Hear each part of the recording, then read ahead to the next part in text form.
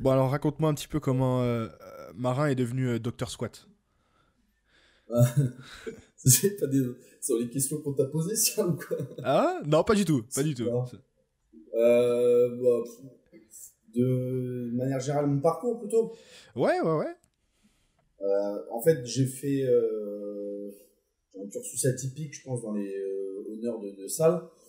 Mhm. Avant, j'étais contrôleur financier, j'étais contrôleur de gestion en Suède, le dernier. Ok, d'accord. Ah, donc Ouais. effectivement, là, on est sur du atypique, atypique haut niveau, quoi. Ouais. D'accord. Qu'est-ce Je que tu faisais en travaillais, Suède? Qu'est-ce que tu faisais en Suède? je travaillais sur un groupe finance qui, en tant que Ok, contrôleur de gestion et ok. assistant DAF, donc, Ouais, ouais, tout ce qui est direction administrative et finance ouais. pour Pierre Fabre, donc c'est un groupe D'accord. pharmaceutique. Ok, Et je m'occupais de tous ces secteurs oncologie, donc tout ce qui est traitement pour les gens qui ont le cancer, ok. sur le pôle scandinave. C'est en gros Finlande, Danemark, Suède, Islande et Norvège. Et alors, moi, Et, je voulais faire DAF aussi. Quand j'ai commencé l'école de commerce, j'avais fait mon stage ouais, de bah, c'est troisième et chiant. j'avais fait DAF. C'était chiant, ouais. Tu vois. Ah, c'est pas que c'est chiant, déjà c'est plus cool qu'en France, mais t'es mieux payé. Bah ouais. Et à l'étranger, ils n'ont pas la culture de la chaise. Alors qu'en France, dans les Ouais. bureaux, c'est la culture de la chaise. C'est-à-dire qu'en Surtout en gros, Suède. celui qui travaille le plus tard, c'est celui qui travaille le mieux. Alors qu'en Suède, en gros, si à 16h tu as fini ton taf, tu te barres, il n'y a Ouais. personne qui te fait chier. Ouais, Moi, c'est je me work. barrais à. C'est à fond work-life balance, ils sont à fond là-dessus. Ouais, voilà. Ouais, ouais. Moi, je me barrais à 18h30 du taf quand j'étais en France.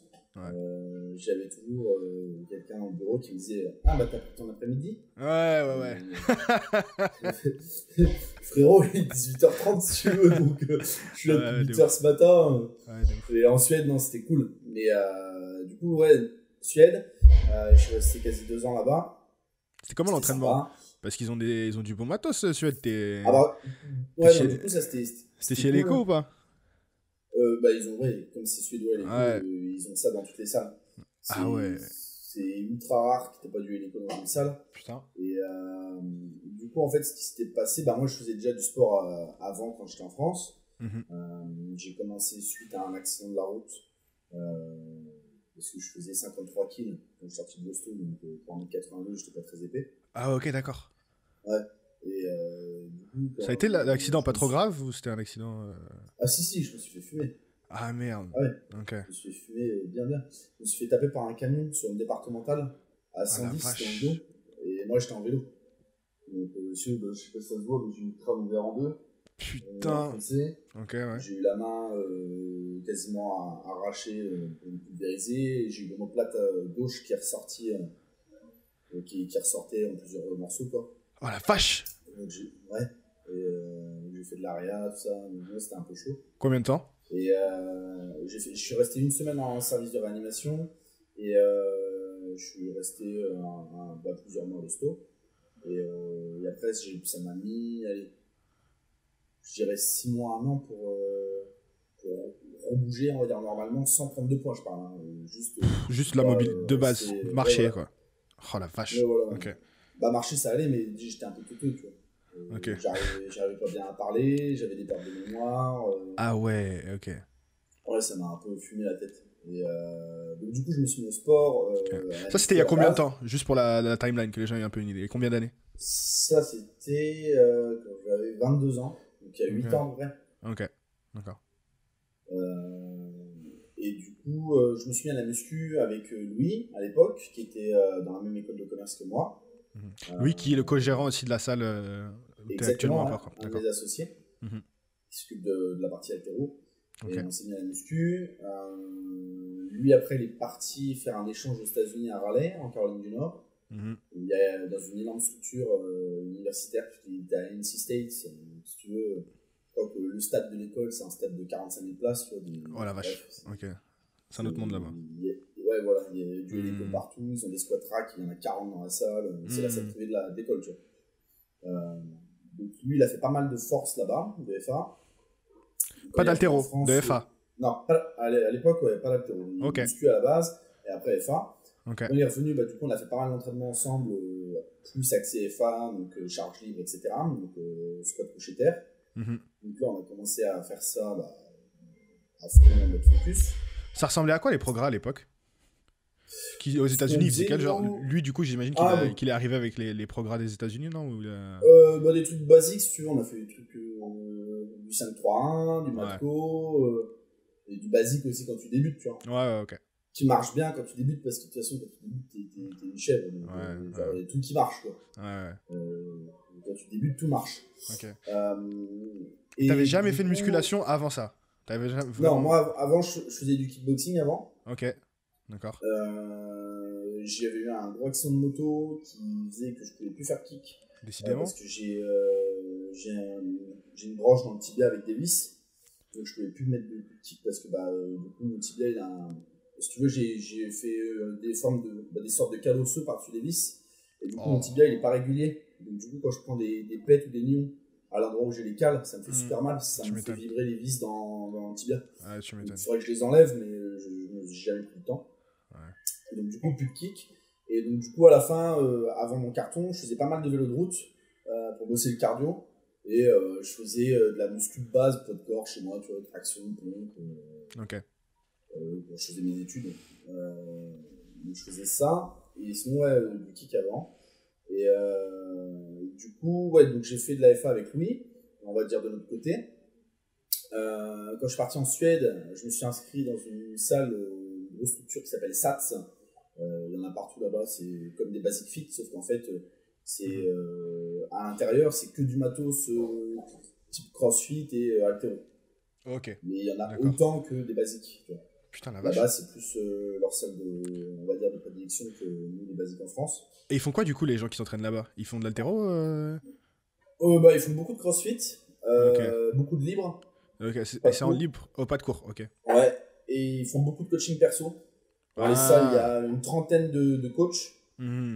Je vois ils ont exactement beaucoup la culture de prendre un coach 1 heure, machin, de temps en temps ou quoi. J'étais en Thaïlande, c'est beaucoup ça aussi. C'est beaucoup ça. Ils fonctionnent tous comme ça. Les cours, ça n'existe pas. Et les gens, quand ils veulent un cours, c'est avec un coach. Quoi. Ouais, ok. T'as ça. Et du coup, en Suède, dans les pays nordiques, c'est vachement démocratisé la force. Donc, j'ai rencontré pas mal de mecs. Dont un mec qui s'appelait, je sais pas connerie, mais qui s'appelle toujours, je pense. Alex ou Axel, je crois que c'était Alex, un petit, un blond, qui faisait lui du power, donc c'est en équipé. Sa meuf aussi, pas très grand, je crois que c'était un moins de 64, moins de 83 peut-être. Okay. Il avait des grosses barres quand même en équipé. Et il avait été, je crois, 4-5 fois champion junior d'Europe et je sais pas s'il avait été monde d'Europe plusieurs fois. Okay.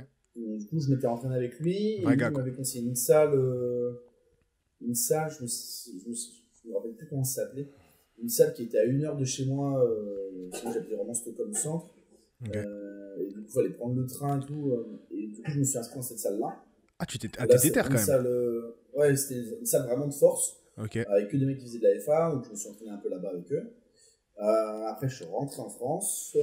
Pendant 3 mois, j'ai dormi sur le canal de Louis. Et puis après, on est descendu à Bordeaux. On a ouvert notre salle, pas tout de suite, parce qu'il a fallu passer le diplôme de BPGEPS, chercher des fonds pour les banques, pour qu'on puisse se faire financer. Et puis après, trouver un local et faire les travaux. Et puis, en plus, le stage BP. Donc, c'était une année un peu bâtarde et assez compliquée.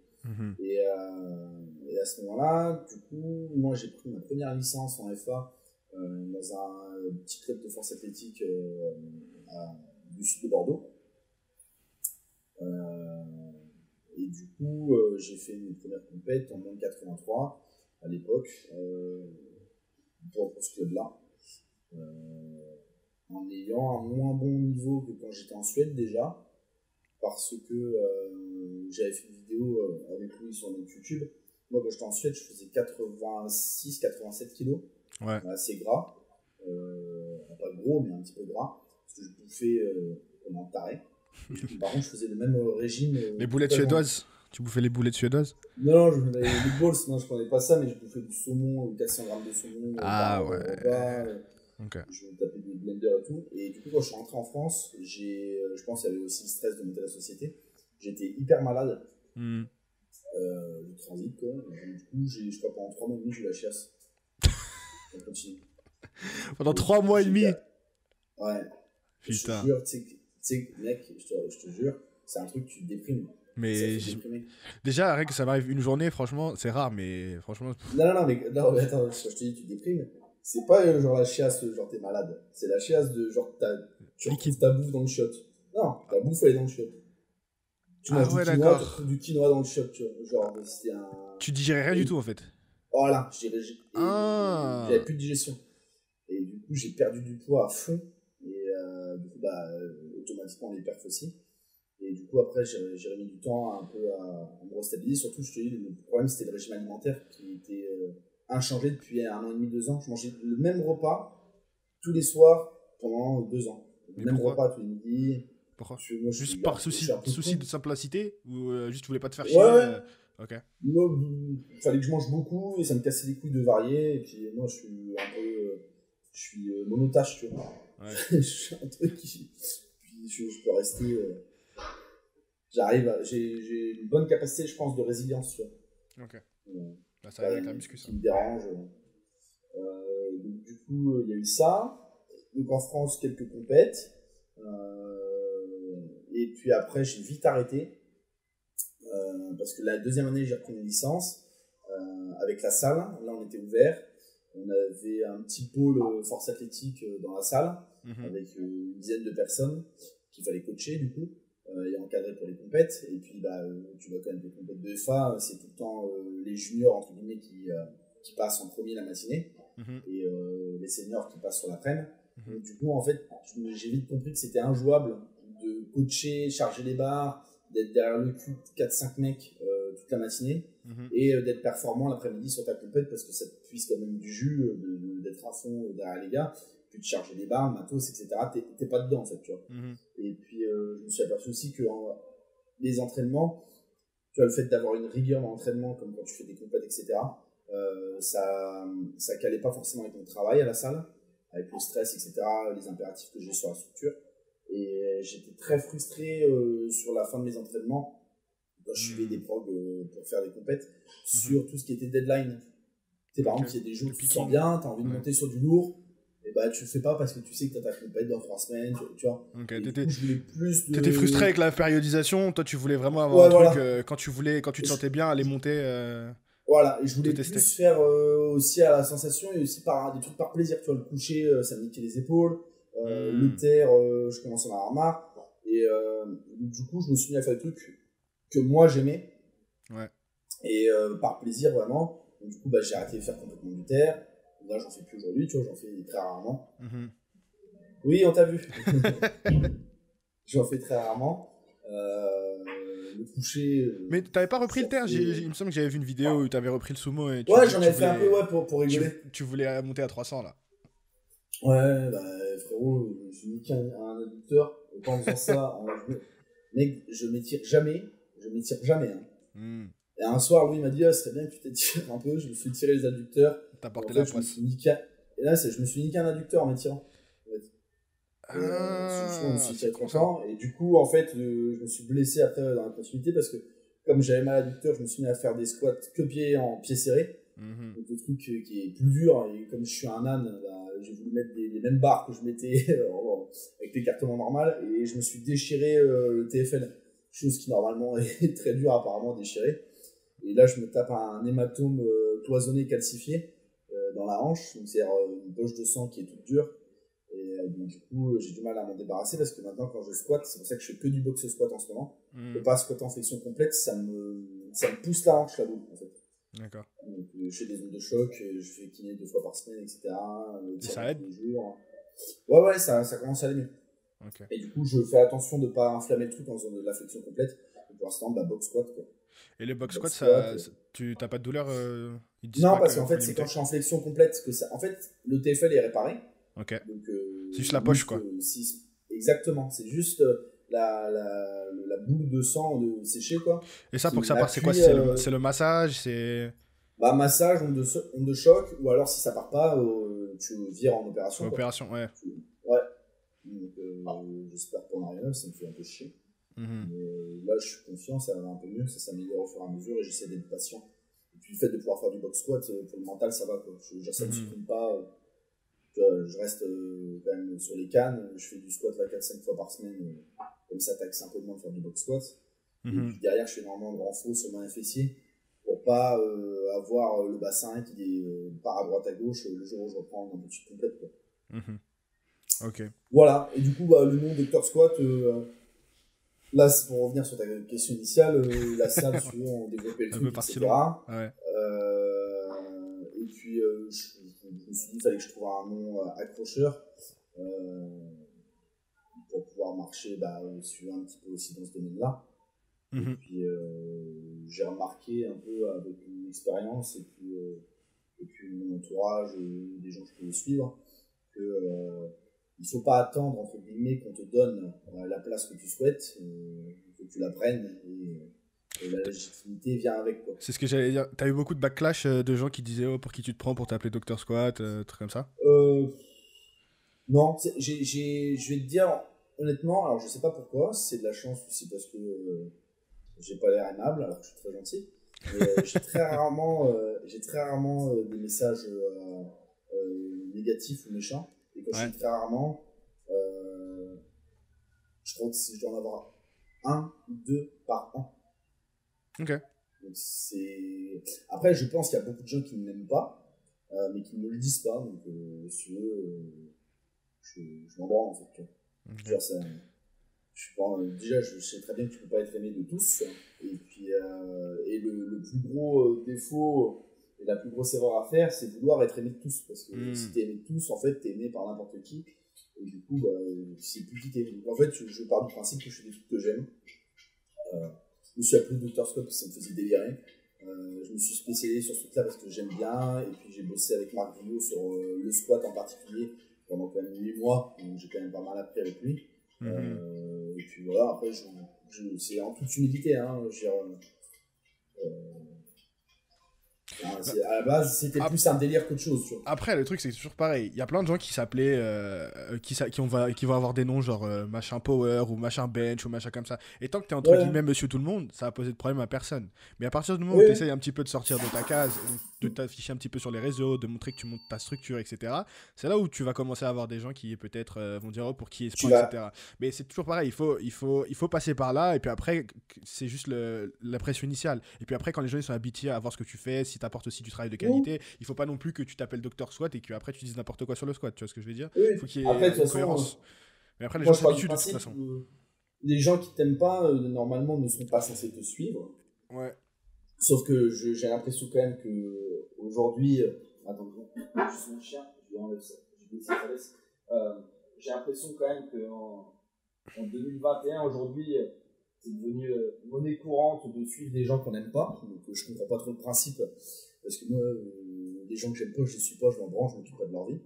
Donc je sais qu'il y a des personnes qui me suivent et qui me détestent. Mais là, j'ai de la peine pour eux parce que du coup, je me dis, ta vie ne doit pas être très remplie pour pouvoir passer du temps à t'occuper, à regarder les gens que tu n'aimes pas. Mais ouais, pour revenir sur le truc que tu disais, c'est sûr que si comme tu dis, si tu essaies de te donner un nom, etc., il faut être raccord aussi pour pouvoir te créer une place. Après, moi, tu sais, tous les trucs que je mets sur mon Insta ou autre, en fait, ça me dérange pas de me faire tailler sur certains trucs parce qu'en fait, je suis en cohérence avec moi-même, tu vois. C'est des trucs qui me font délirer, ça me fait délirer de faire des burns, de montrer des bagnoles, de tirer avec des guns, de mettre des vannes dans mes posts, de tailler gentiment les gens pour rire parce qu'en fait je suis comme ça dans la vraie vie et que du coup je suis en cohérence, tu vois. Je suis cohérent en fait avec qui je suis, quoi. Il y a que à partir du moment où tu es aligné avec toi-même que tu t'en fous en fait du regard des autres parce que de toute façon tu sais que t'as plus besoin de prouver, t'attends plus la validation des autres pour être qui tu es. Oui, et puis tu changes pas en fonction du sens du vent, quoi, tu vois. Alors, on a parlé de beaucoup de trucs dont je voulais qu'on aborde, donc on va déballer un petit peu, détailler sur certains trucs, mais qu'on reste dans ce sujet-là. Quand j'ai dit que je te recevais sur Instagram, et en même temps on en a parlé un petit peu hier tous les deux, il y a eu des réactions aux antipodes, c'est-à-dire qu'il y a beaucoup de gens qui étaient contents, et même je te l'ai dit d'ailleurs, c'est comme ça que moi je t'ai contacté, c'est parce qu'il y a des gens qui m'ont demandé de t'avoir sur le podcast, et d'autres gens qui comprenaient pas pourquoi je te recevais. Et ça vient du fait qu'apparemment... Tu as dit ça gentiment ? Hein? Oh, oui, oui, oui, non, non, il n'y a pas d'immunité. Moi, je tolère pas. De toute façon, moi, je tolère pas les, ouais, j'allais dire la méchanceté. Mais tu viens dans cet esprit d'être ouvert et d'avoir les. J'ai pas d'a priori, entre guillemets. Donc, de toute Oui. façon, qu'on me dise rien ou quoi, ou qu'est-ce sur une personne, tant que je l'ai pas en face de moi, je discute pas avec la personne. Je viens sans a priori. Et de toute façon, c'est aussi pour ça que je fais le podcast. C'est parce que pour avoir l'occasion de discuter avec des gens qui j'aurais pas forcément eu l'occasion de discuter dans la vraie vie. Et puis je pars du principe que de toute façon, qu'il y ait des différences entre les haltéros, les crossfitters, les forceux, les go muscu, quoi qu'il arrive, il y a personne d'autre qui comprendra le mieux ce que tu vis quand t'es en diète ou quand t'es en prépa qu'un autre crossfitter ou qu'un autre mec qui fait de l'haltéro ou qu'un autre mec qui fait de la muscu, Ah oui, tu vois. ça, Au je fin suis fond, complètement on aime d'accord. tous faire de la musculation, être fort, Ouais, être faire du sport, endurant. etc. Donc tu vois, si on commence à se manger entre nous, etc., ça n'a aucun intérêt, tu vois. Autant aller faire la Et guerre au donc, du footeux coup, ou un truc comme ça. qu'est-ce Et qui donc, générait du coup, l'incompréhension de certaines ce que personnes? les gens disaient, c'était qu'apparemment, tu as été un peu critique envers le squat des powerlifters. Ah oui, complètement, oui. Et donc, Mais alors, ça pareil, tu vois, c'est dommage que tu as des gens, par exemple, qui comprennent pas qu'on puisse discuter parce que j'ai émis un avis critique et peut-être négatif sur la discipline. Moi, je trouve ça bien, hein, si, admettons, quelqu'un vient me donner un avis négatif et critique, je le prends en compte, tu vois, mais je vais pas vouloir censurer cette personne-là parce qu'elle a dit un truc qui me déplaisait. oui, tout à fait. Déjà, Tout à fait. à partir du moment où il y a un truc qui est dit ou émis, si c'est fait avec intelligence, il n'y a pas de fumée sans feu. Donc, De toute façon, il y a toujours la censure pour moi, c'est quand t'as pas les arguments de répondre. Tu vois, tu Ouais. peux pas répondre, donc du coup, bam, lui direct, on l'excommunie et on peut pas répondre sur le terrain des arguments. Mais Alors, ouais, dis-moi, pardon. ouais, non, non, du coup, juste pour revenir sur le truc, du coup, t'as quand même un background de FA. Vous avez tous les deux aussi Louis, de Ouais, ce que j'ai cru complètement. comprendre, un background de FA. Donc, qu'est-ce qui a fait ce switch du coup que maintenant tu vas plus juger le quad d'un point de vue altéro que d'un point de vue force athlétique? Alors, déjà, bon, pour ceux qui peuvent regarder le truc et qui ont pris la mouche du fait que je critique le squat des forceux, Qu'est-ce qui te là, va pas? Qu'est-ce qui te va pas déjà qu'on rentre dans l'ordre? Qu'est-ce qui te va pas sur le squat Bah, des forceurs? pour moi, en fait, il ne devrait pas y avoir en fait de squat de forceux ou de squat d'haltéro. Il devrait y avoir le squat. Ok. Donc Parce qu'en fait, c'est un mouvement. c'est quoi un bon squat pour Dr Bah, Squat? c'est une flexion de jambe. C'est une flexion de jambe. D'accord. C'est une flexion de jambe. Et je sais très bien que les forceux ont un squat qui diffère en technique par rapport aux haltéros parce qu'ils estiment qu'il faut fonctionner de cette manière-là pour pouvoir soulever le plus lourd possible. Et C'est pas illégitime, c'est surtout du fait que la majorité des gens, quand ils engagent plus avec une flexion de hanche, c'est juste optimiser tous les muscles que tu as qui jouent sur le squat. Tu vois ce que je veux dire? Je vais te poser des questions simples. Vas-y, dis-moi. Un good morning, c'est quoi? Un good morning, c'est une flexion de hanche. Qu'est-ce que tu veux dire un good morning, c'est quoi? Un good morning, c'est en gros, tu remontes une barre grâce à ton dos. Oui, Si grâce à ton on dos. schématise. Ouais, D'accord. ok. T'es d'accord que le squat de certains, je dis bien de certains, d'accord? Oui, Parce que ok. sinon je vais me faire allumer la tête, de certains forceux est plus proche du good morning techniquement par rapport aux effets de levier, c'est-à-dire qu'il remonte la barre en dos, que par rapport à un squat où la barre est remontée avec les Majoritairement jambes. avec les C'est-à-dire quadriceps. Une flexion. en fait, pour moi, si tu veux, le squat, t'as le tronc qui est droit de manière initiale quand t'es sur ta position de départ, normalement, parce qu'il y a des mecs qui ont des positions de départ qui sont comme ça. Donc, normalement, t'es comme ça. Et normalement, ton buste s'incline au démarrage, d'accord? Pour pouvoir juste entamer la descente. Et après, ton buste, il reste fixe, tu vois. Il reste fixe, normalement. À partir du moment où ton buste a plus d'angle que, si tu veux, ta flexion de genou, et que c'est ton buste qui vient redéplier pour pouvoir monter la barre, on est d'accord que c'est plus une dynamique de dos, et pas une dynamique de jambe. Moi, en fait, là où vient mon aspect critique sur ce mouvement-là, et il faut que les forceux, entre guillemets, puristes se détendent, s'il n'y a pas de problème, chacun fait ce qu'il veut. J'ai jamais dit c'est interdit de faire ça, j'ai jamais dit t'es une merde parce que tu fais ça. Je dors pareil le soir, en fait. S'il y a 40 mecs qui font ça à côté, je m'en fous. Je dis simplement que c'est uniquement rester dans le factuel et dans l'objectivité de dire qu'il y a un mouvement où c'est les jambes qui travaillent. Quand tu es sur un squat avec un buste qui reste plus ou moins fixé, ou en tout cas qui garde le même angle du début à la fin, que quand tu remontes avec ton dos. C'est pas le même mouvement, c'est pas les mêmes muscles qui sont engagés, etc. Et pour moi, un squat, si tu traduis, c'est flexion de jambe. Ok. Le truc, c'est que. Ok, je vois ce que tu veux dire. Le truc, c'est que les personnes dont tu parles qui ont un squat plus good morning, c'est une extrême minorité du powerlifting. Tu vois ce que je veux dire? Le problème, c'est que visuellement, c'est ça que tu vas retenir parce que c'est les extrêmes et c'est ce qui diffère le plus. Pour moi, oui et non. Tu peux demander à lui qui vient de passer, même s'il n'entend pas, il pourra peut-être acquiescer ce que je dis. En fait, dans le sport, il y a énormément de gens qui vont singer les meilleurs. Et tu vois, pour moi, en force, comme il y a énormément de gens qui remontent le squat en dos, et comme je te dis, ça ne devrait pas s'appeler un squat, puisque à partir du moment où tu lèves une barre avec ton dos, c'est une flexion de jambe, le squat. Si tu lèves une barre avec ton dos, c'est un good morning. Et les gens, les débutants, ils vont reproduire la même chose. Moi, j'ai vu plein de jeunes qui commençaient, qui mettent la barre super basse et qui partent avec le dos. Ils n'ont pas de jambes. Et ils n'ont pas de jambes du coup. Tu vois, les mecs à 2,80 squat qui n'ont pas de jambes. Et en gros, un truc qui, tu vois ce que Louis vient de dire, quelqu'un qui dit que j'ai 2,80 en squat, et que tu vois par exemple qu'en front squat, il en chie à 160 ou 180, en fait, c'est l'illustration pas de l'incohérence, mais en fait, c'est pas le même mouvement. Un squat de force remonté en dos, c'est pas le même mouvement qu'un squat normal. Je parle même pas de squat d'haltéro, c'est qu'un squat normal. C'est pas le même mouvement. Sinon, le mec serait fort aussi en front squat. Ouais, mais non, parce que le truc, le fait, comment t'en parles du squat, on dirait qu'il y a que le dos. Alors que c'est pas pour autant que si tu enclenches le mouvement avec une flexion de hanche, et même t'as tes hanches qui peut-être qui partent en premier quand tu remontes, quand t'es dans la position basse, que t'actives pas du tout tes quadriceps. Tu vois ce que je veux dire? Et la preuve, quand tu regardes des powerlifters dans des physiques de powerlifters, les mecs ils ont quand même des gros quads. On va pas dire que c'est des baguettes avec des physiques de booba. Mais non, je suis d'accord. Mais par contre, du coup, si vraiment ça activait pas du tout les jambes. J'ai pas dit pas du tout. Oui. J'ai dit moins. Ouais. Pour moi, en fait, mais tu parles de good morning quand même. C'est pas en faisant du good morning que tu as des cuisses. Bah, t'auras des ischios. mais regarde, un truc qui est simple pour moi, c'est normalement ton front squat ne doit pas être hyper éloigné. Oui, mais non, mais si tu le travailles jamais. Le powerlifter, il va pas souvent travailler un front squat. C'est la spécificité. Tu vois ce que je veux dire? Ouais, mais regarde, moi je fais jamais de front squat. J'en fais jamais. J'avais fait 2,60 au squat, au bac. J'ai fait une montée en front, j'ai fait 2,20. J'en fais jamais. Oui, mais après, l'argument, moi, tu vois ce que je veux dire? Est-ce que c'est parce que ça s'applique à toi, ça s'applique à tout le monde? Je suis complètement d'accord, mais pour moi, en fait, si tu veux, comment dire? En fait, je reviens sur un truc de base. Squat, traduction en français, flexion de jambe. S'il n'y a pas de flexion de jambe, en tout cas, si c'est pas la dominante dans le mouvement, c'est qu'il y a un souci sur le mouvement. Et en plus, je vais même aller plus loin.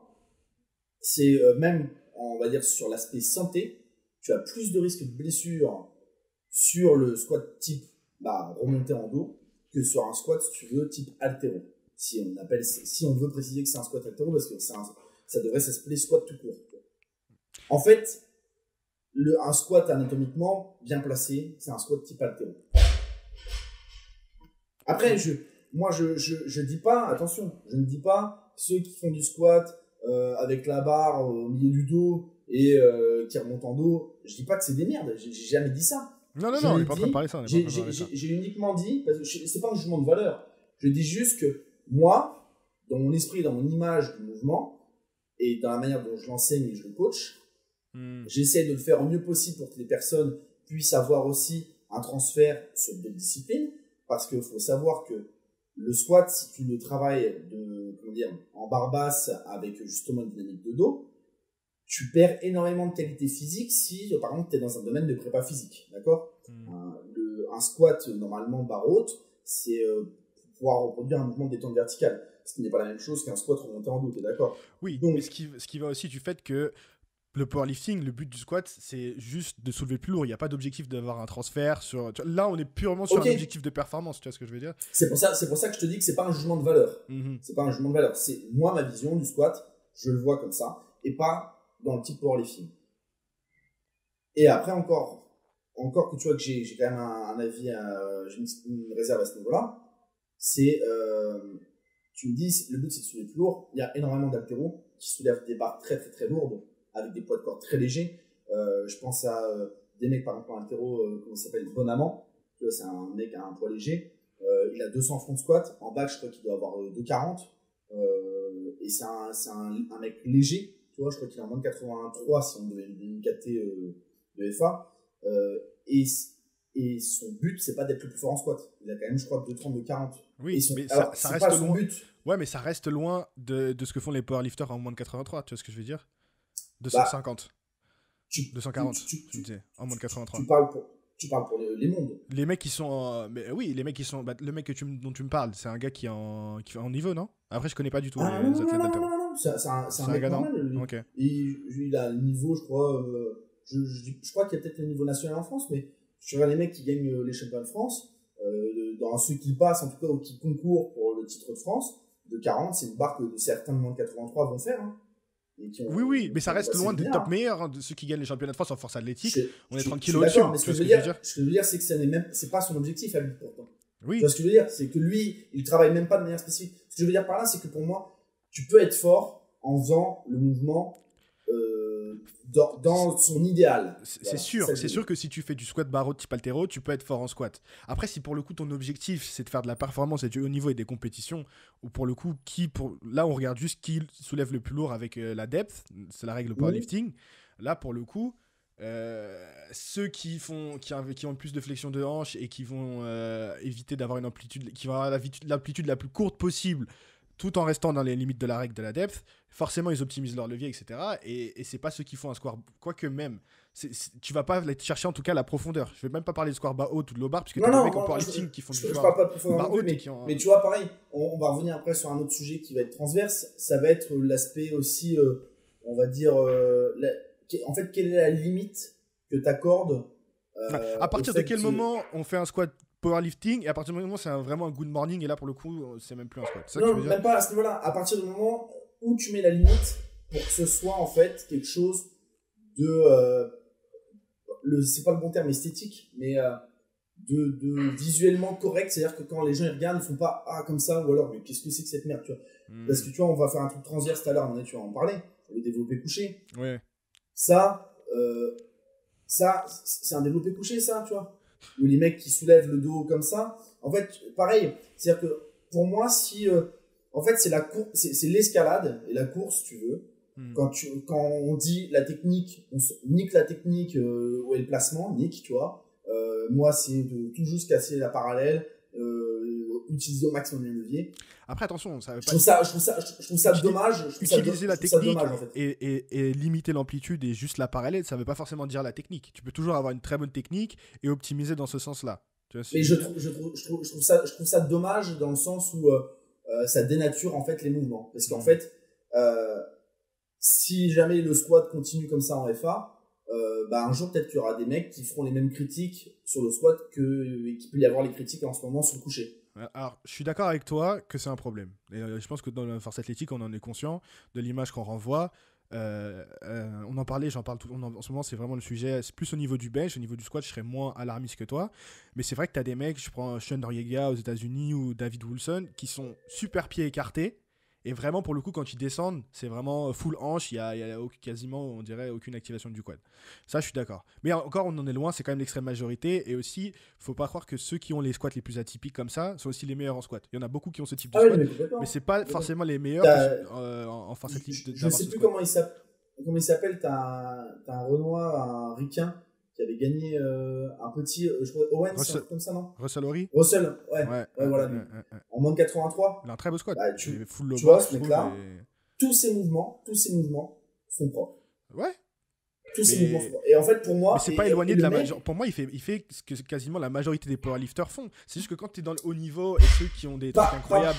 Alors, sûrement. De toute façon, c'est comme le crossfit. Tu tapes crossfit sur YouTube, tu vas voir que des fails et des gens qui font n'importe quoi sous des barres et qui vont faire des mouvements de merde. Donc, les gens, qu'est-ce qu'ils se disent du crossfit? C'est de la merde, c'est du cirque, c'est des bouffons. Les gens, ils vont se dire ça. Parce que ce que tu vois sur les réseaux, c'est ça. Je suis d'accord aussi avec toi que quand tu dis que tu as force athlétique, sur Insta ou dans les vidéos, dans les réels que tu peux voir, c'est des mecs qui se viandent avec des techniques dégueulasses, etc. Je suis complètement d'accord. Moi, après, de moi, ce que j'ai pu voir dans ma pratique et dans les personnes que j'ai pu fréquenter, je trouve que le Ricain Russell, tout le monde, et c'est pas quand même la grande majorité qui a la technique de ce mec-là et les placements de ce mec-là. Je trouve que lui, en fait, si tout le monde faisait la même chose que lui en FA, je trouve qu'en fait, le sport, il serait beaucoup plus respecté déjà par les autres disciplines, tu vois. Je pense, c'est mon avis. Moi, je peux avoir tort. Et je trouve que ce mec-là, tu vois, son coucher, il y a il y a une vraie course, c'est un vrai coucher. En plus, il est en prise assez serrée. Oui, il a pas du tout de pontage. Son terre, il est bien fixé, il est bien placé. Son squat, j'en parle même pas, le mec, il est hyper propre dessus. Moi, ça, je trouve ça hyper respectable parce que le mec, en fait, pour moi, il a su se servir de ses leviers en respectant les contraintes techniques des mouvements, donc c'est-à-dire sans partir dans l'extrême utilisation de ses leviers. Il a développé aussi sa force. En fait, c'est pas dur. Pour pouvoir être fort, en fait, t'as l'aspect levier et t'as l'aspect force. T'as des mecs qui vont utiliser à fond les leviers et qui vont pas être trop sur le développement de la force vraiment musculaire et qui vont être vraiment sur les leviers. Et ben, je trouve qu'en fait, il faut essayer de trouver un juste milieu, tu vois. Et le problème de la discipline, pour moi, qui est la force athlétique, c'est contrairement, par exemple, à l'haltérophilie, je sens glorifier l'haltérophilie du tout, mais si on fait un parallèle, pour être fort en haltéro, il faut avoir de la coordination, il faut être mobile, il faut être explosif, il faut être fort. En fait, tu as plusieurs facteurs pour pouvoir être fort sur tes barres, d'accord? En force athlétique, comme c'est des mouvements relativement simples, plus accessible en termes de levier, Mhm. et quasiment la seule dominante qui va rentrer en compte, ça va être la force, et l'autre, ça va être les leviers, l'aspect levier. C'est-à-dire que tu as déjà vu des mecs qui sont brévilignes, avec des fémurs hyper courts, qui font un squat à 100 kg ou 200 kg, et tu as un mec avec des fémurs hyper longs, d'accord, qui va faire un squat à 200, et bah tu vois, techniquement et physiquement, les deux ont bougé 200 kg, par contre, ils n'ont pas développé la même force. Oui. Si tu bouges un poids de 1 kg au bout d'un stick, si tu bouges un poids de 1 kg au bout d'un stick qui fait 10 cm, c'est facile. Si tu bouges un poids d'1 kg au bout d'un stick qui fait 10 mètres, ça va être hyper dur. Et en fait, pour moi, ce qui est compliqué en force athlétique, et c'est propre à ce sport-là, c'est que l'importance des leviers, elle est énorme. Elle est énorme. T'as des meufs, je me rappelle plus du nom, t'as des meufs qui sont très petites en FA, au niveau français, toutes petites, vraiment. Qui a fait 6 mois de force athlétique, je crois, à l'époque où elle a commencé, il y a quelques années, et la meuf, elle a explosé le record de France. Est-ce que, par exemple, toi, tu trouves ça logique? Alors après, il y a plusieurs choses. Quelqu'un avec 6 mois d'expérience, il vient, il balaye mais des records que des personnes... Ouais, mais après, il y a plusieurs choses. Là, je sais pas de qui tu parles particulièrement, mais il y a le fait que la discipline aussi est super jeune. Dans le sens où, forcément, effectivement, vu que la discipline est plus jeune par rapport à l'haltéro, forcément, chaque année, tu as plus de monde qui la connaissent, qui se développe, qui commence plus tôt. Donc, chaque année, tu peux exploser des records. Tu vois ce que je veux dire? Tu peux pas nier que l'effet levier... Et encore plus chez les femmes. Je le nie pas du tout. Surtout, développer couché, c'est indéniable. En fait, mais même sur le squat, hein, quelqu'un qui a des fémurs méga courts, moi j'en ai à la salle. Arthur, là, il a des fémurs hyper courts. Le mec, il descend sur place, il fait un squat. C'est-à-dire que sans avoir eu de l'expérience, sans avoir créé de la force, sans être forcément ultra fort, tu vois, le mec, il te déplace une barre facilement parce qu'il a des effets de levier qui sont ultra propices à ce mouvement-là. Et t'as un mec comme Redon avec des fémurs, ou le mec, on dirait un Velux, tu vois. Et pour déplacer la même barre, il va en chier de ouf. Et il y a personne qui va arriver en haltéro avec 6 mois d'expérience et qui va éclater des records. Ça n'existe pas. Mais aussi, tu vois, ça pour le coup, ça peut être une faiblesse du powerlifting, mais c'est aussi sa force, le fait qu'il soit beaucoup plus accessible. Tu vois ce que je veux dire? Oui, le fait que n'importe qui, alors que l'haltéro, tu veux commencer l'haltéro, t'es pas dans un club d'haltéro, bon courage mon ami. Ah oui, c'est galère. C'est pas parce que tu vas regarder 3 vidéos YouTube que tu vas pouvoir commencer l'haltéro tout seul dans ton fitness park. Donc c'est pour ça aussi que, tu vois, je trouve que sur la force athlétique, c'est aussi une force du fait que ce soit beaucoup plus accessible. Après, je suis d'accord, moi ce qui me pose problème, si on revient sur le bench... Et je te dis pas, moi j'ai commencé avec ça.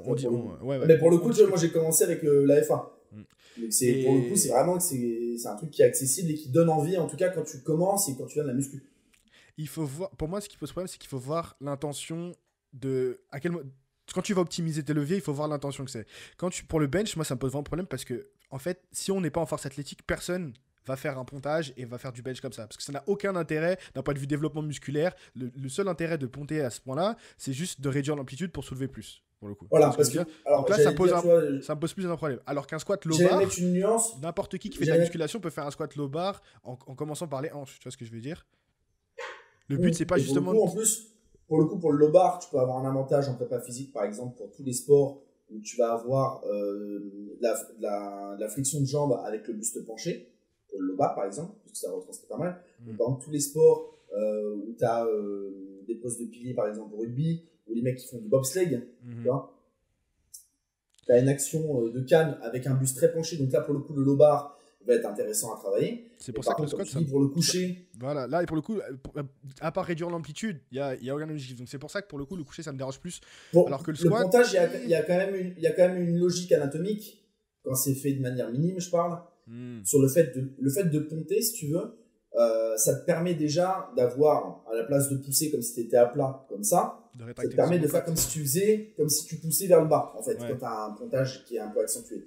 Ça permet, comme tu dis, la rétractation des omoplates, et surtout, lorsque tu descends, de garder les épaules basses. Parce qu'on sait tous très bien que tu as des mecs aujourd'hui qui ont 50, 60 piges, qui faisaient le coucher avec la technique dos à plat dans les salles de muscu. Et du coup, ils faisaient ça à chaque fois qu'ils descendaient. Et les mecs, ils ont tous des syndromes au niveau de l'acromion. Ils sont flingués des épaules. Donc, t'as une logique anatomique, en tout cas pour la sécurité de l'articulation scapulo-humérale. Mais comme tu dis, quand c'est fait à l'extrême, c'est uniquement pour gagner de l'amplitude. Et du coup, t'es plus sur de la force. D'accord. Et il y a aussi c'est la personne qui sera la plus souple qui sera la plus forte. En fait, tu vois. Mais il y a aussi pour le squat, il y a aussi un truc qui fait la différence pour moi, c'est que pour le coup, si on part sur le crossfit ou l'haltérophilie, il y a aussi beaucoup de mobilité qui rentre en jeu. Tu fais beaucoup de mobilité. Alors que quand tu fais de la force athlétique, t'en fais beaucoup moins, voire pas du tout pour les. Sauf pour ceux qui font du sumo. Ouais, c'est vrai. Mais encore, c'est moins comparé à tout ce que tu dois faire en haltéro pour la mobilité des épaules, etc. Oui. Faire du sumo, ça ne demande pas non plus une mobilité de ouf. Tu peux faire du sumo sans avoir les hanches super écartées, tu vois ce que je veux dire. Alors, du coup, en général, ceux qui font du sumo ont une bonne mobilité quand même sur le membre en termes d'ouverture de hanche. Quoi. Ouais. La force athlétique va être plus pardonnante. Je sais pas si ça se dit pardonnante, mais va plus pardonner le manque de mobilité que de l'haltéro, par exemple. Tu vois ce que je veux dire? Oui, donc tu peux t'en sortir en ayant une technique un peu moins efficiente qu'un haltérophile. Pour le coup, si ta technique elle est pas parfaite, en fait, la barre, tu peux être aussi fort que tu veux. Au bout d'un moment, tu vas arriver sur une charge où la barre ne passe pas, en fait. Si ta technique n'est pas efficiente. De toute façon, c'est pour ça que tu as des meufs, c'est ça que t'as des meufs qui arrachent 100 kg, t'as des meufs qui arrachent 100 kg et des mecs qui sont 3 fois plus forts que les meufs qui n'arrivent pas à le faire. Parce qu'en fait, l'haltéro, c'est énormément de placement. C'est du placement. Il suffit pas d'être juste fort. C'est du placement. En fait, je pense que l'erreur qu'on fait, c'est souvent on a tendance à comparer les deux disciplines, alors qu'en fait, on devrait pas. Exactement, et c'est pas la même chose.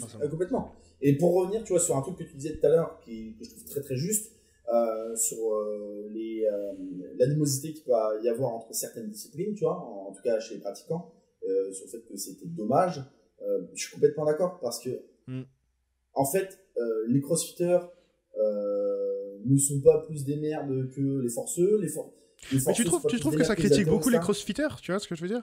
Moi je trouve que au contraire le crossfit a beaucoup ouais, à l'époque peut-être où tu faisais de la force, mais maintenant je trouve que le crossfit c'est le sport qui est un peu à l'avance en ce moment. Mais à l'époque je faisais de la force, tous les forceux se foutaient de la gueule des crossfitters.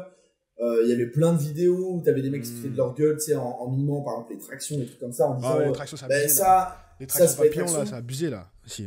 En fait, tu vois, les tractions papillons, pour le coup, puisque moi, je suis obligé de l'enseigner, puisque j'ai une structure qui dispense cette discipline-là, c'est pas le même mouvement. En fait, c'est pas parce que ça s'appelle traction. C'est le nom le problème. Oui et non, parce qu'en fait, ça s'appelle pas traction. Ça s'appelle du butterfly pull-up. Pull-up. C'est traction papillon. Ouais. Traction papillon. Regarde. Sur les mots. Non, mais pas du tout. Est-ce que le front squat, c'est la même chose que le squat? Non. Ok.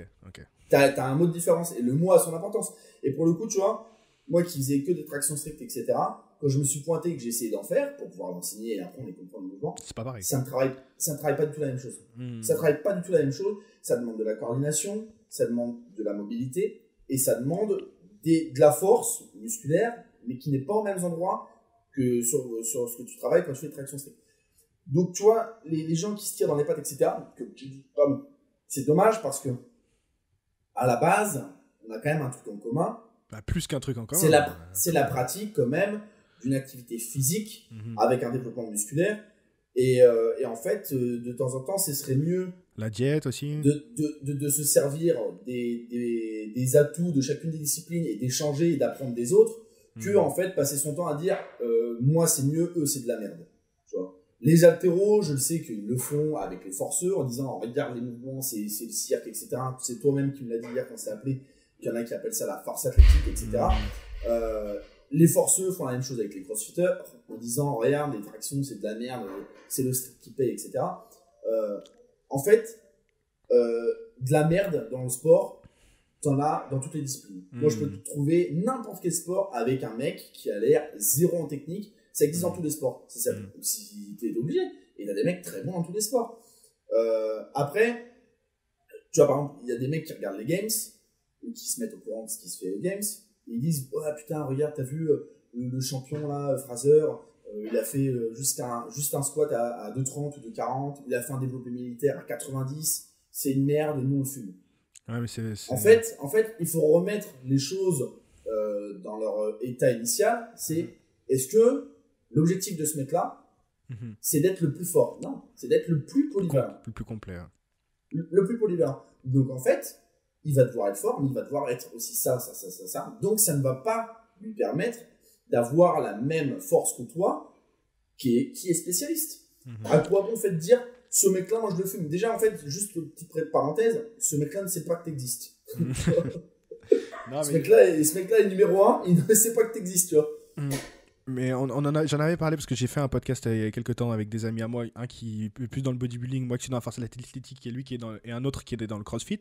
Et du coup, on se posait la question, qu'est-ce qu'au fond ça veut dire être fort? Est-ce que être fort, c'est être fort sur du squat, du bench, c'est du soulevé terre? Est-ce que c'est être complet? Est-ce que c'est pouvoir faire 50 tractions? Est-ce que c'est avoir l'air d'un bodybuilder? Tu vois ce que je veux dire? C'est très... Chaque sport va avoir sa propre réponse en soi. C'est très subjectif. C'est comme en fait, qu'est-ce que c'est d'être intelligent? T'as des gens qui vont dire être intelligent, c'est résoudre des équations, etc. Tu vois, être très fort sur des choses qui sont ultra rationnelles, pragmatiques. Et t'as d'autres personnes qui vont dire t'as aussi une forme d'intelligence émotionnelle, le fait de comprendre quand quelqu'un est triste, etc. Parce que t'as des mecs, c'est des tronches, et ça va être des autistes Asperger. Le mec, il va même pas savoir si quelqu'un est triste ou content. Et t'as aussi une intelligence aussi sociale, parce que dans d'autres métiers ou disciplines, c'est hyper important. Donc ça, pareil, c'est relatif, comme tu dis, aux disciplines, aux personnes, sur l'axe ou le prisme que tu utilises pour pouvoir émettre un jugement. Il n'y a pas de réponse, on va dire, universelle pour le truc. Qu'est-ce que le plus fort, quoi. Sauf si tu dis quel est le mec le plus fort du monde en squat, c'est le mec qui a fait le plus lourd, parce que là tu vois, t'es sur un coup basique, quoi, tu vois. Ok, on a pas mal fait le tour sur ce sujet, je suis content.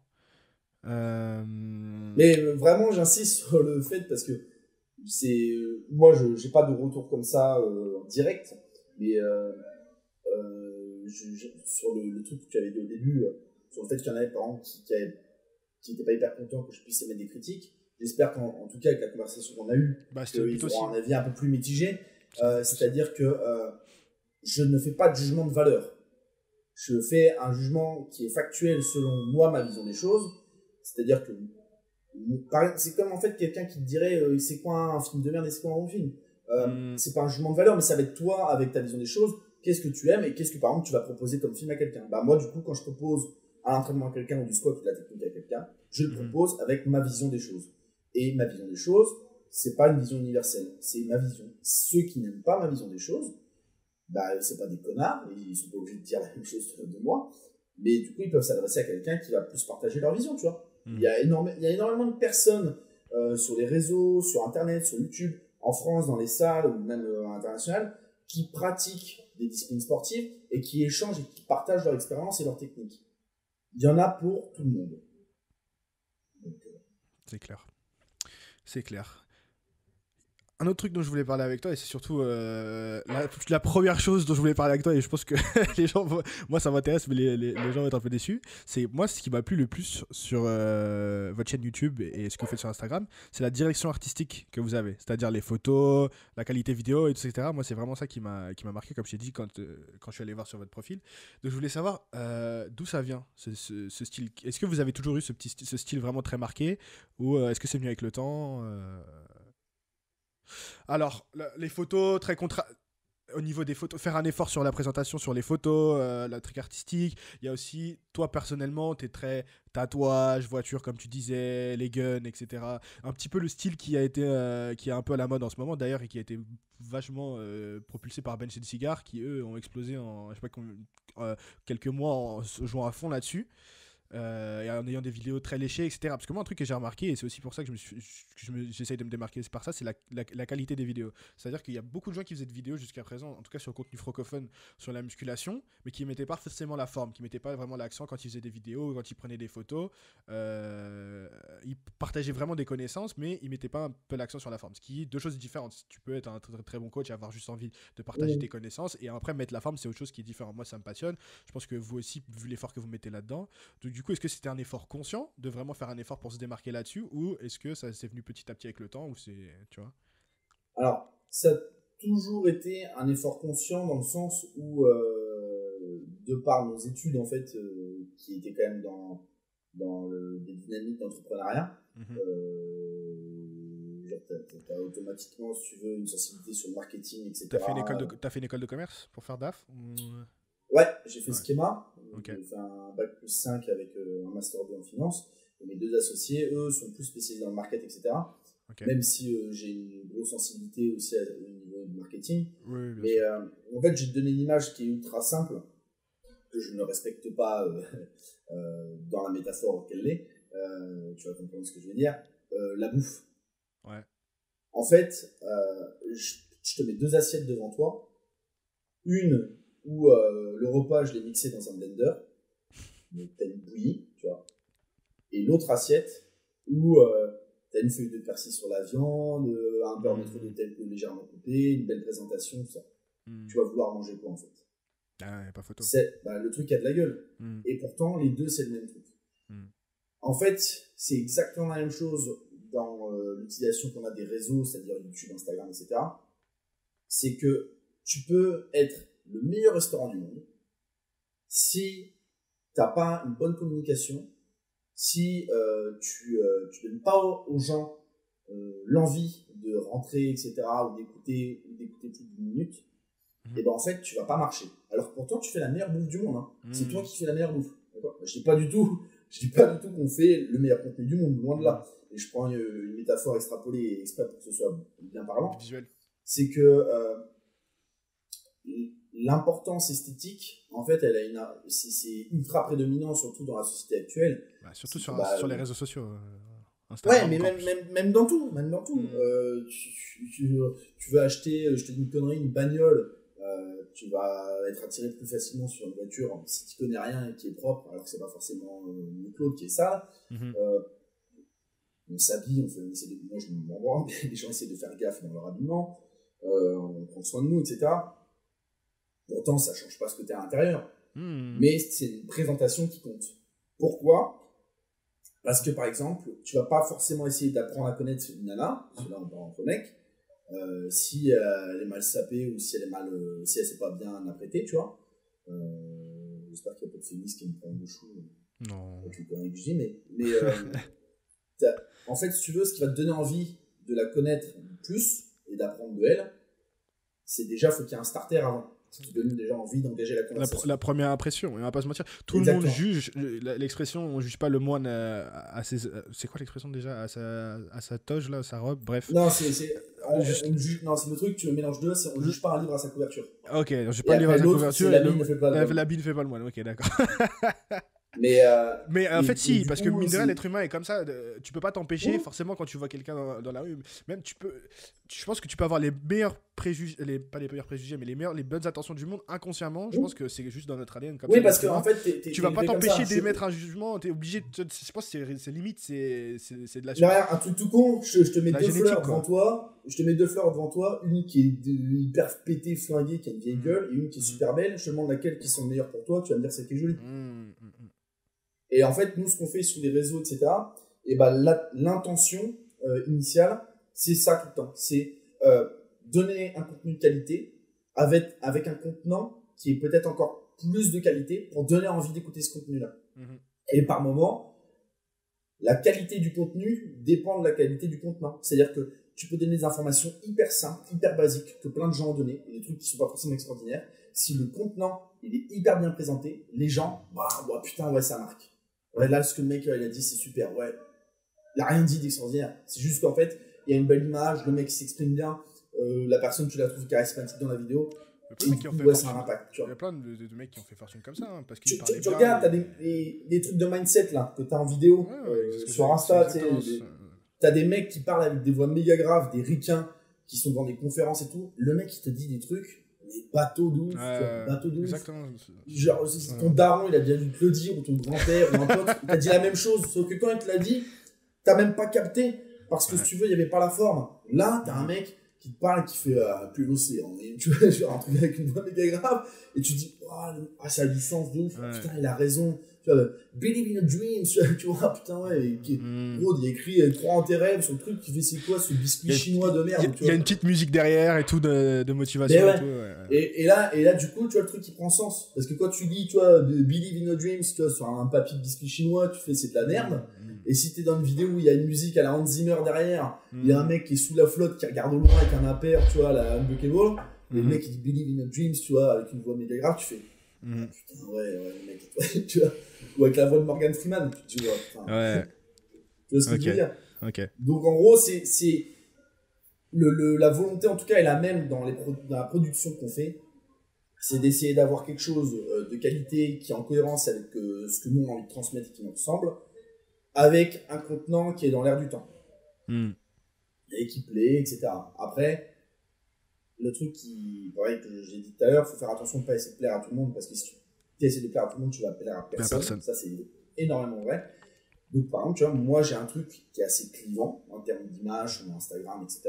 Il y a beaucoup de gens qui ne me connaissent pas du tout dans la vraie vie, qui pensent, par exemple, que je suis quelqu'un de très froid, quelqu'un de très dur, peut-être un peu avec une tête de con, parce que tu vois, je suis tout le temps comme ça sur mes trucs machin.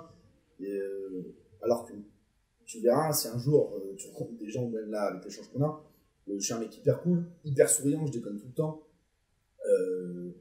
Je suis hyper sensible, tu vois, alors que j'ai l'air d'être un mec, si tu veux, qui tire au AK-47 voilà. au champ de tir. Le mec, en fait, il pleure que quand, genre, je sais pas, je dis une connerie, mais que quand il y a un séisme, c'est pas du tout le cas, tu vois, genre. Mais par contre, le fait d'avoir une image clivante comme ça permet de plaire à certains. Et si tu plais à certains, tu déplais à d'autres. Tu déplais à d'autres automatiquement. Et tu verras, moi en tout cas, je l'ai vu par expérience, que quand tu essaies de plaire à tout le monde, en fait, tu es énormément dans la neutralité. Et quand tu es dans la neutralité, il n'y a personne qui s'identifie à toi, il n'y a personne que tu branches qui dit putain, ouais, ce mec-là, t'es neutre. En fait, t'as un mec qui passe comme ça, on t'a pas vu, tu vois. T'es neutre. Alors que si t'as un truc hyper clivant, et bah de temps en temps, tu te dis putain, merde, là, il y a un mec qui a mis un commentaire de merde, ouais, qui m'a traité de facho, ouais, qui m'a dit ouais, que j'étais un connard et tout, que j'étais un gros beauf. Bah, en fait, je t'emmerde, tu vois, parce qu'il y a des gens à qui ça plaît, et puis moi, je reste dans mon délire avec eux, et puis toi, ça te plaît pas, trace ta route, tu vois. Donc, ça marchera toujours mieux. Le fait d'essayer d'être clivant, pas pour l'être, hein, mais en tout cas de faire quelque chose qui te ressemble et pas d'essayer de plaire à tout le monde. Moi, je pense que c'est hyper important dans n'importe quel business que ce soit. Hein.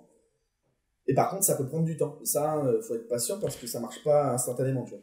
Et puis il faut se connaître aussi. Je pense que toi, t'es arrêté sur ton style, etc. Je pense aux plus jeunes, ou même moi, qui commencent et qui veulent développer un petit peu des trucs sur le réseau, etc. Faut pas se prendre la tête non plus trop ça vient avec le temps de se développer, de se connaître son image. Je pense qu'à 20 ans, t'étais pas aussi sûr de toi sur les tatouages, les guns, les voitures, etc. Ça vient avec le temps. Bah, surtout que t'as énormément de gens, ça dépend de qui t'entoure. Ouais. Quand j'étais en école de commerce, tu vois, j'étais c'est pas le délire. T'es le punk. J'étais un beauf, tu vois. J'étais un beauf, et puis, si tu veux, j'étais automatiquement con, tu vois. T'étais au BDE? T'étais au BDE ou pas? Ouais, j'étais au BDE, ouais. Mais après, tu vois, le truc qui est marrant, à l'opposé, tu vois, c'est pas du tout pour me mettre un coup de brosse ou quoi, mais tu vois, Louis, qui peut aussi bénéficier de cette image un peu de beauf qu'on a et qu'on cultive de manière. Ouais, c'est ce que j'allais dire, tu la cultives un peu quand même. On faisait partie des 10 meilleurs de la promo en école de commerce, tu vois. Ok. On avait des résultats. Donc, tu vois, c'est pas du tout. Tu vois, c'est comme l'impression que énormément de gens ont. Tu vois, moi, je vais te raconter une anecdote. Vas-y. Quand on a ouvert la salle au début, j'avais des gens, tu vois, qui viennent un peu le midi, qui sont des entreprises autour. Des gens, de temps en temps, tu vois, qui ont des postes cadres, pas de sup, etc. Donc, tu vois, qui ont des diplômes. Les gens, ils ne me connaissent pas, forcément. Ils savent pas que t'étais DAF. Ils savent pas que t'étais DAF en Suède. Ah, j'étais pas DAF. J'étais assistant DAF. Assistant DAF, ok.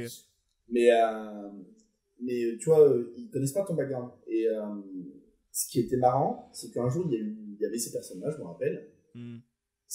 En particulier, c'était une femme qui m'avait dit ça. Et il y avait un adhérent qui était là, qui était anglais. Donc moi, quand je travaillais en Suède, je travaillais en anglais, donc c'est plus pratique que le suédois. Donc, si tu veux, je traduis, je dis le truc en français, et puis après, je traduis tout en anglais pour le mec. Ouais. Et la nana me regarde, elle fait ah ouais, genre, toi, tu parles anglais, toi. Ouais, il faut aller. Et donc, je la regarde, et je lui dis, et moi, si tu veux, je suis tout le temps en train de déconner et tout. Je dis ouais, j'ai avant, je travaillais en anglais et tout. Elle me dit, bah, comment ça, avant, tu travaillais en anglais? Je dis, bah, avant, j'étais contrôleur de gestion à Stockholm pour un labo pharmaceutique. Et elle me fait, mais comment ça? Je dis, bah, j'ai un bac plus 5 en finance. Et là, elle me regarde, elle me fait, ouais, genre, toi, t'as un bac plus 5 en finance. Et en fait, si tu veux, là, t'en reviens sur le truc, c'est que t'es musclé, tu fais du sport, t'es coach, t'as une salle, t'es teubé. T'es teubé, t'es con, tu vois. C'est même pas, est-ce que le mec, non, t'es con, tu vois. Tu peux pas, en fait, être fort et être intelligent. Et tu vois, le truc qui est marrant, c'est qu'aujourd'hui, c'est devenu très clivé, ce truc-là. C'est qu'aujourd'hui, l'intelligence, si je te dis imagine un mec intelligent, tu vas imaginer un mec avec des lunettes, avec un petit chandail, un peu maigre, etc. Si je te dis imagine un mec très fort, tu vas pas forcément imaginer un mec qui sera un intellectuel.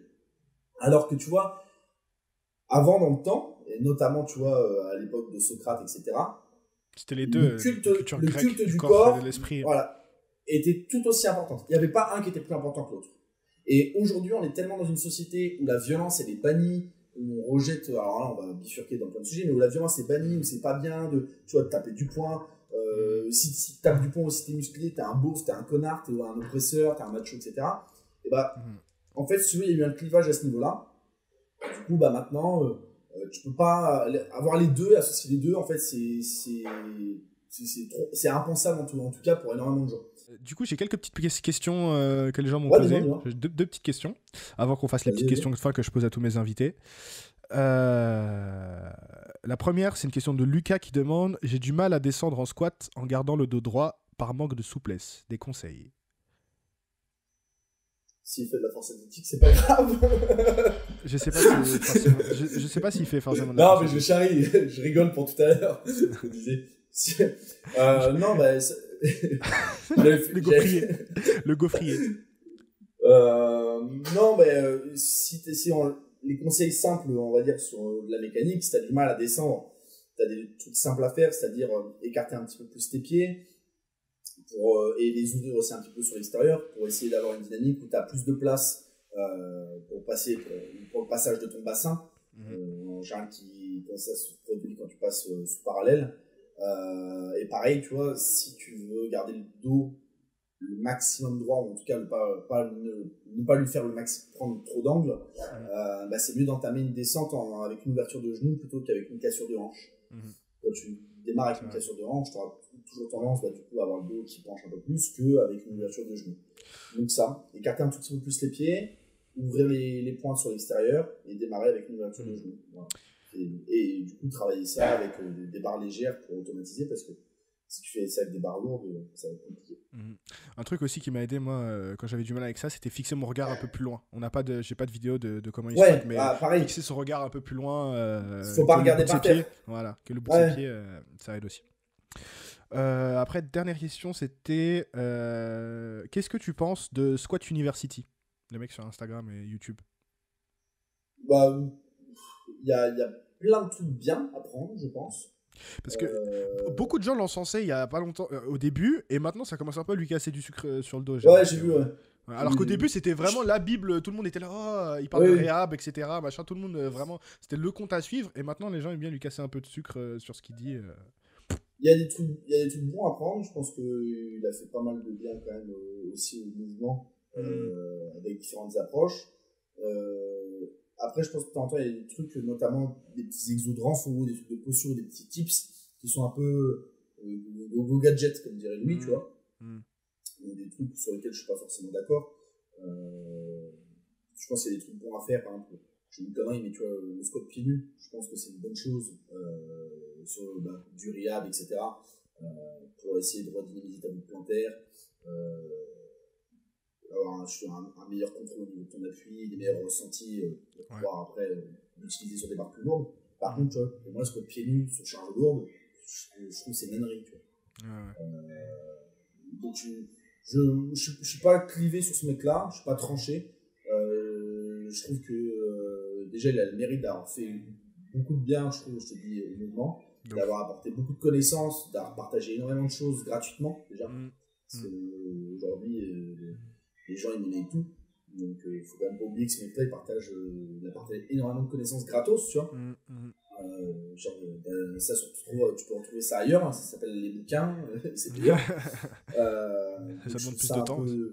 Voilà, je trouve ça un peu fort, tu vois, de dire ce mec-là, ce qu'il dit c'est de la merde. Par contre, oula, ma batterie, attends, 10%. Je vais prendre un chargeur. Donc ouais, non, je suis pas tranché. Il y a du bon et il y a du moins bon, de mon avis.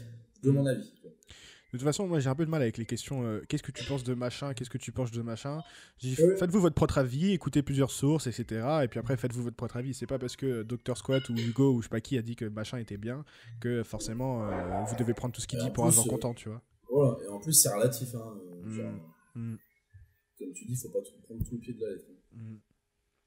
J'espère que mon ordi va pas quitter. Non, mais j'ai quelques petites questions de fin et puis après, de toute façon, je vais te laisser tranquille. Ok, du coup, question de fin que je pose à tous mes invités à la fin du podcast. Quels sons tu mets pour PR? Ouais, moi, mec, je vais... Ouais, en ce moment, t'es blessé, c'est ça, les PR. C'est fini, non, les PR. c'est pas ça. C'est que moi, je pense que je suis à l'opposé de ce que font les gens. C'est-à-dire moi, je mets pas des trucs énervés. Mais tu sais que il y a plein de gens, mais c'est pas l'opposé il y a des mecs ici, il y a des gens qui sont passés, c'était gros hard rock, il y a des trucs qui sont passés, des gens qui sont passés musique d'animé, il y a des gens qui sont passés Hans Zimmer, il y a des gens qui sont passés, il y a pas de règle, hein. Non, les gros PR, non, si, il y a une musique que j'ai mis souvent pour les gros PR, et là ça fait longtemps que j'en ai pas tenté, mais je mettais Paul Ketebas, c'est de Jeannette, c'est si tu dois connaître. Ah ouais. C'est assez connu. Et parce que c'est une signification pour moi qui me gêne pas du tout de le dire.